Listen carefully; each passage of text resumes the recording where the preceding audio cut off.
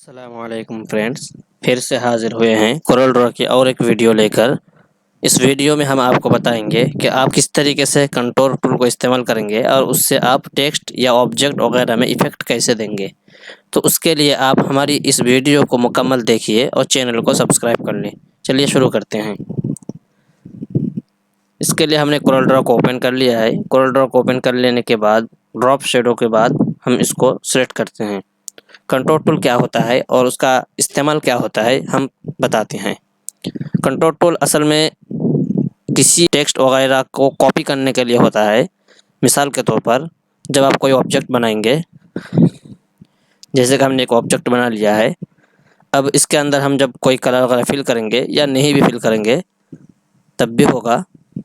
इस पर हमने कोई कलर फिल कर दिया, आउटलाइन को हमने मोटी कर दी। अब हम चाहते हैं कि एक बॉक्स जो है इसके बाहर या इसके अंदर या एक से ज़्यादा बॉक्स इसी के बिल्कुल शेप में बन जाए। तो उसके लिए आप कंट्रोल टूल को इस्तेमाल करेंगे और बनाएंगे। देखिए, सबसे पहले हमने बॉक्स बना लेने के बाद इसको सिलेक्ट किया। सिलेक्ट करने के बाद प्रॉपर्टी बार के अंदर कुछ चेंजिंग आ गई। अब इसके अंदर आपको कुछ ऑप्शन दिखाई देंगे। सबसे पहला जो ऑप्शन होता है इनवर्ड है और एक है आउटवर्ड है।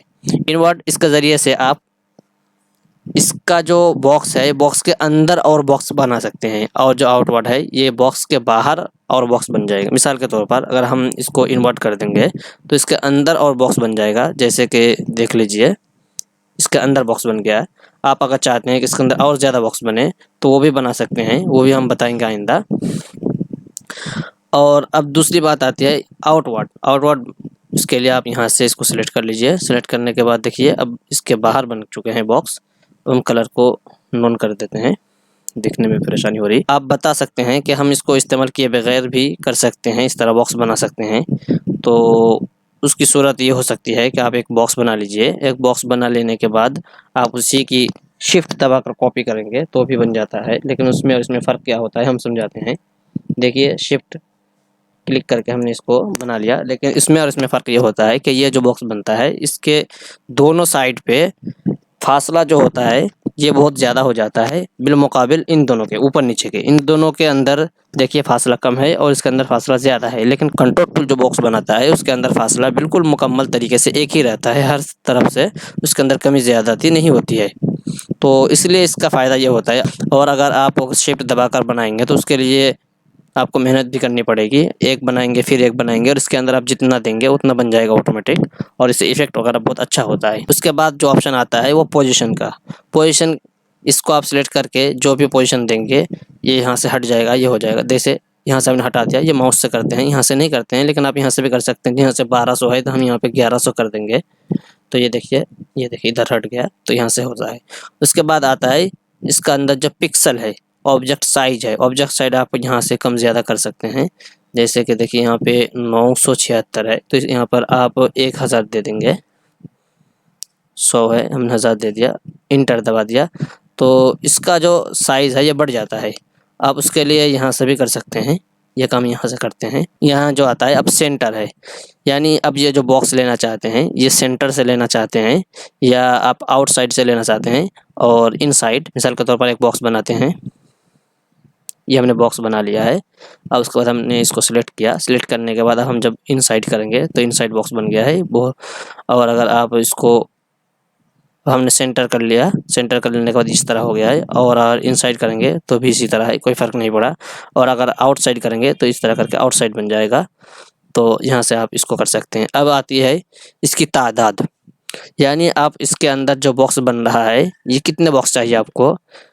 जैसे यहाँ पे 86 है तो हम इसको 12 कर देंगे तो 12 बॉक्स बन जाएगा। देखिए ये अब जो बॉक्स बना हुआ है वो 12 है, गिन करके आप देख सकते हैं। इसके बाद जो बात आती है ये साइज़, यानी इन दोनों बॉक्स के बीच का जो फासला है वो फासला कितना चाहिए। तो यहाँ से आप बढ़ा सकते हैं। यहाँ पे 6 पिक्सल है तो हम इसको 25 पिक्सल में करेंगे, 26 में करेंगे।